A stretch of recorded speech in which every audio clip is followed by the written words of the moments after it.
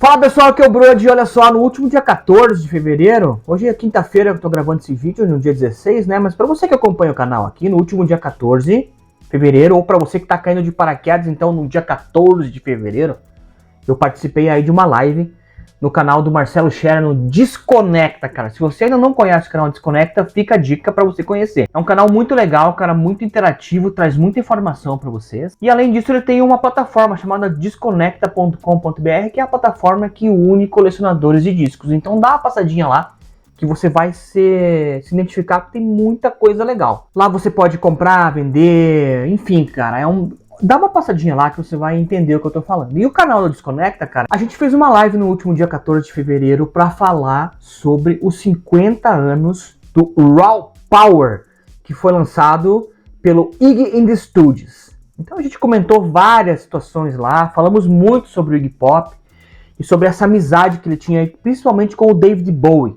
né? Como todo mundo sabe, além desses dois, tinha mais um aí, dessa chamada tríade de ouro do rock, né? Que esses três amigos fizeram muitas coisas legais. E o David Bowie é um cara que ajudou essas duas pessoas assim de uma maneira surpreendentemente positiva e muito legal, cara. Ele deu assim um up na carreira desses dois artistas. Sobre o Iggy Pop, a gente já assistiu, né, nessa live, que inclusive se você perdeu a live, tá aqui, ó, nesse linkzinho aqui, nesse cardzinho linkado. Você vai lá, você vai assistir que tá bem massa. Eu, o Scherer e o Rodrigo Melão, tá bom? Então hoje, para complementar essa live, eu quero trazer sobre o terceiro elemento, cara.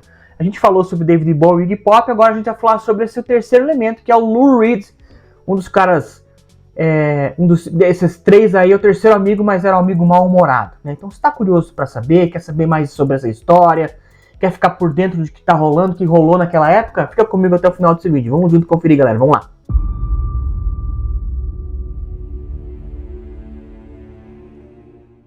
Fala pessoal, que é o Brody, tá começando mais um Minha Vida em Vinil. Muito obrigado a você que tá curtindo Minha Vida em Vinil, né, cara? E hoje, como eu disse aí, pra gente falar sobre essa amizade de longa data aí que o David Bowie manteve, né, cara? O nosso saudoso David Bowie manteve aí com o Iggy Pop e também com o Lou Reed, né? Como eu disse, a gente fez essa live aí, esses dias atrás aí, pra falar sobre os 50 anos do Raw Power, do Iggy and the Stooges. Pra mim, um disco assim, cara, do começo ao fim, perfeito. Tudo que você precisar saber sobre esse disco tá lá na live. Eu já deixei o cardzinho linkado ali. Vou deixar também aqui embaixo na descrição do vídeo para você acompanhar. E, cara, se você é fã do David Bowie, se você é fã do Iggy Pop, agora para falar também sobre essa amizade do David Bowie, não só com esses dois, mas com o Lou Reed, faz um favor pra gente aí, cara. Já deixa seu like aqui, já faz a sua inscrição no canal. A gente tá próximo de chegar a 1000 e eu quero contar com a sua inscrição. Vamos lá, galera, dá essa força pra gente. Então vamos lá. Hoje a gente vai falar sobre essa amizade sensacional aí, desses três amigos, né, cara? Mas vamos focar aqui na amizade do David Bowie e do Lou Reed, né? É bom lembrar que era agosto de 1971, então, quando o David Bowie tinha chegado em Nova York para assinar o contrato que ele fez, um dos contratos mais importantes da sua vida aí, cara, que é o contrato que ele ia assinar aí com a RCA Records, né? Ele chegou junto com o Tony DeFries, que é o seu empresário na época, onde ele assinou, então, esse contrato para lançar 3 discos aí, cara, que seriam o Hunky Dory, o Ziggy Stardust e o Aladdin Sane. Por esse trio de discos aí, a RCA permitiu pagar para o David Bowie a quantia de $37.500. Era muita grana na época, cara. Lembre-se que era 1971. Fora isso, cara, a viagem a Nova York também não foi só para isso, para assinar esse contrato, né, cara? Bowie queria conhecer pessoalmente aí o seu ídolo aí que morava na Big Apple, que era o Andy Warhol. Então, nessa época aí, o Bowie estava vivendo a sua era de Greta Garbo, né? Ele tinha um cabelão comprido, ele já havia, assim, enfatizado isso na capa sem censura aí. Teve uma capa censurada, mas a capa de sem censura do disco The Man Who Sold the World. Então ele tava cabeludão, assim, tava vivendo uma época de Greta Garbo mesmo, que era uma das grandes artistas da época, né? E aí, nesse dia, então, cara, no dia 2 de agosto de 1971, ninguém sabia que o David Bowie tinha esse encontro marcado aí no St. Marketplace, né? Que era lá onde ficava a fábrica, o estúdio do Andy Warhol. Todo mundo ficou atordoado quando a comitiva do David Bowie chegou lá nesse St. Marketplace aí. É como eu falei, ele já estava vivendo essa fase aí, Greta Garbo, né? Mas ele era cabeludão, tava usando aí um chapéu muito largo, assim, inclinado para a esquerda, né? Usava nessa época, tava usando calças de Oxford e, cara, era muito engraçado porque ele tava usando uma meia azul, uma meia vermelha e sapatos plataforma. Ele é um personagem muito excêntrico, assim, praticamente um andrógeno, né? E a sua esposa, cara, a Andy, ela vivenciou isso com uma forma mais masculina de se mostrar, sabe? Então, ao lado deles, tava o Tony DeFries e eles chegaram aí para conversar com o Andy Warhol, né? Quando, da primeira conversa, o David Bowie tava mais tímido e tal, dizendo que era fã do trabalho desde que ele viu Pork, né? Quando foi apresentado lá num teatro londrino, no início do ano 71, né? E mais tarde, um tempinho mais tarde, depois que já viraram amigos e tudo mais, ele ainda conta assim pro Andy Warhol que ele tinha passado 4 anos como aluno do grande mestre de mímica chamado Lindsay Camp, e que isso deu a ele aí uma performance muito assim aquém do que eles imaginavam, né? Então fingia para ele assim foi personificar aquelas personas que ele vivenciou, né, cara? Ele ainda toca guitarra na música Andy Warhol, né, que ele tinha acabado de gravar no disco Hunky Dory. E todo esse encontro foi filmado, né, cara? Virou um documentário chamado 5 Years, né, que acabou sendo transmitido pela BBC sobre essa ida de David Bowie pra lá. Mas nesse momento que eles se conheceram e depois de ter falado sobre essa peça Pork aí, né, cara? Um dos personagens que estavam por ali, que era o Tony Zanetta, né? Acabou ligando então para Lou Reed, cara. Lou Reed que o David Bowie acaba conhecendo algumas horas depois, que acabou chegando em conversas tempos depois. Lou Reed ainda conta aí que ele ficou tinha muita afinidade artística depois das conversas com o David Bowie, né? Não só com essa aparência andrógena dele, mas também por toda aquela raiva que o Iggy Pop carregava, né?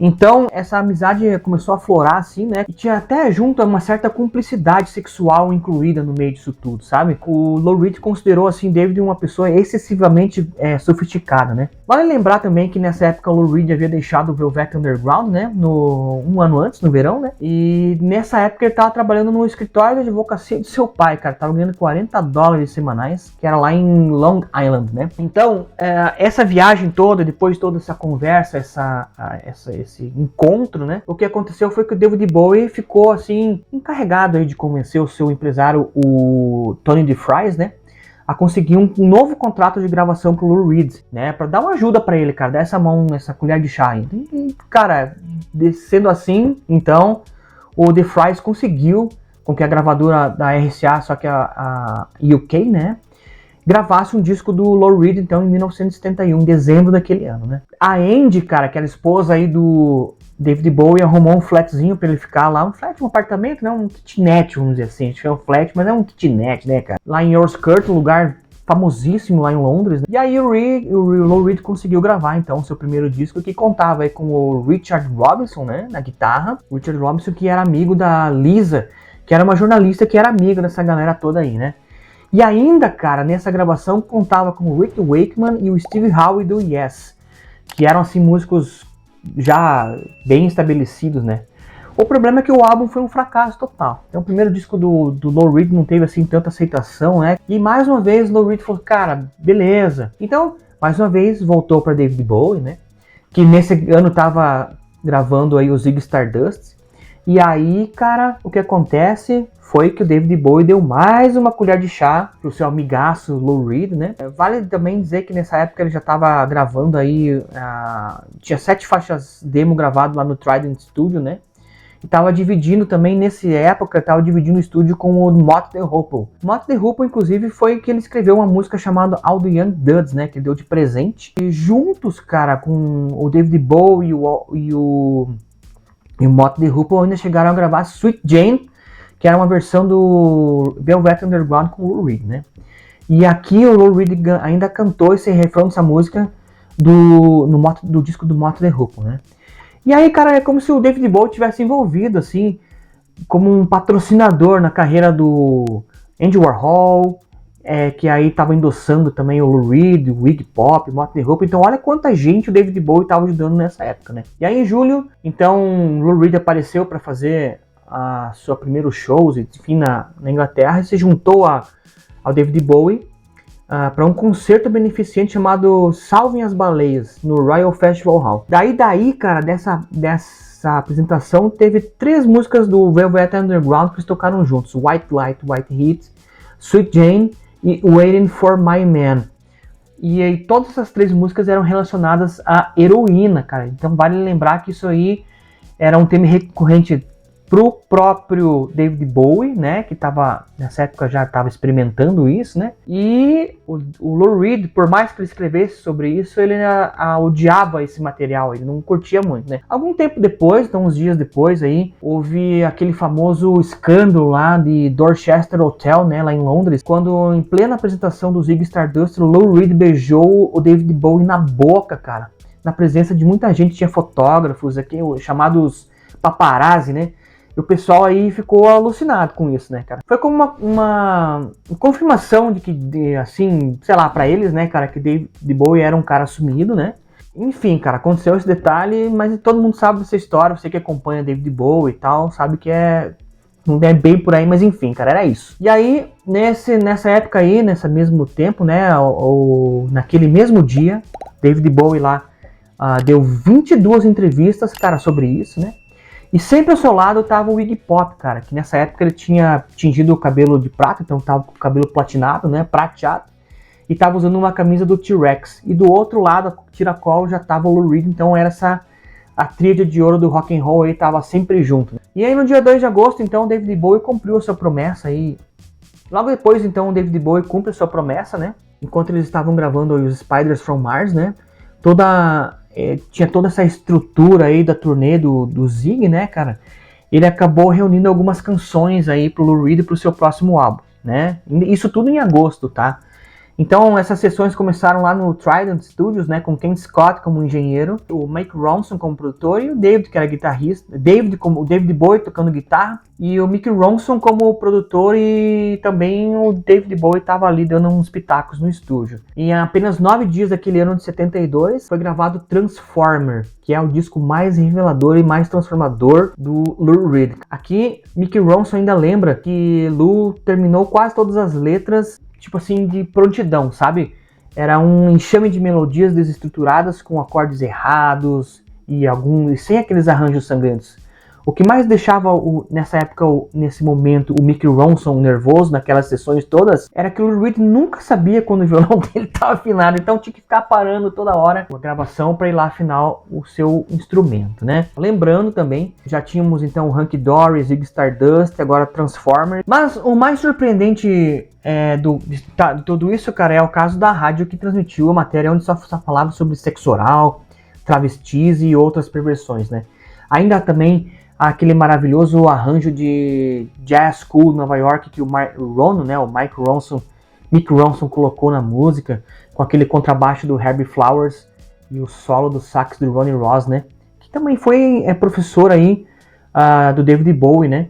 Quando o David Bowie estudava o sax. Outro tema icônico, né, dessa Warhol Factory foi Vicious, que Lou havia tirado da frase onde ele dizia que gostava de Drella, que era como o Lou chamava do Andy Warhol, né? Vicioso, me bata como uma flor. Na verdade, ele estava voltando aos acordes uma parte mais rock and roll assim, né? Também tinha Perfect Day, né, com aquelas harmonias maravilhosas, que podia ser considerado como a Life on Mars do Transformer, né? Música absolutamente bizarra, assim, que com aquelas harmonias todas irregulares, o arranjo de cordas muito bonitos e aqueles refrões onde David Bowie e Lou Reed ficam virando essa música de cabeça para baixo, citando a Epístola de Paulo aos Gálatas. Cara, é uma loucura. E ainda tem Satellite of Love, né? A canção obsessiva de Bono, com a qual o U2 trouxe Lou Reed pro seu mundo, assim, sabe? Bono é muito, muito fã dessa música. É uma música que é bem delicada e que trata sobre o ciúme, assim. A música já era conhecida nos tempos do Loaded, né, com o Velvet Underground, mas é verdade que naquele verão de 72, David Bowie estava muito ocupado com o Ziggy Stardust, né, com a sua esposa Angie, e com a travesti Amanda Lear, e até com o Mick Jagger, cara, seu novo amante. É uma loucura, esse tempo era um troca-troca geral. Mas David conseguiu supervisionar aí o álbum e deixou suas marcas assim legais e maravilhosas, principalmente nos arranjos das músicas, né? E também nos backing vocals de todas essas canções, né, cara? E, cara, levando em conta que ele produziu David Bowie, que ele produziu Iggy Pop e Lou Reed, essa amizade perdurou até o final dos seus dias aí. Então é isso, cara. David Bowie sempre trazendo, sempre com esse coração generoso, né? Ajudando seus amigos de maneira brilhante aí. Como eu disse, deu esse pontapé inicial na carreira solo do Lou Reed, ajudou muito o Iggy Pop, a gente já falou sobre isso na live que eu comentei antes pra você. Mas o mais legal, cara, é a generosidade sua, sabe em quem? Deixar seu like aqui no vídeo, fazer sua inscrição se você ainda não é inscrito e compartilhar esse vídeo com seus amigos. Se você gostou, deixa seu comentário, a gente gosta de manter essa conversa por aqui. Segue lá o canal dos nossos amigos lá no Desconecta, Prazeres Plásticos no Instagram também, que tá muito legal, valeu? E eu quero agradecer a todo mundo que tem acompanhado minha vida em vinil, um beijo, eu espero que vocês tenham gostado do vídeo de hoje, a gente se encontra no próximo vídeo. Valeu!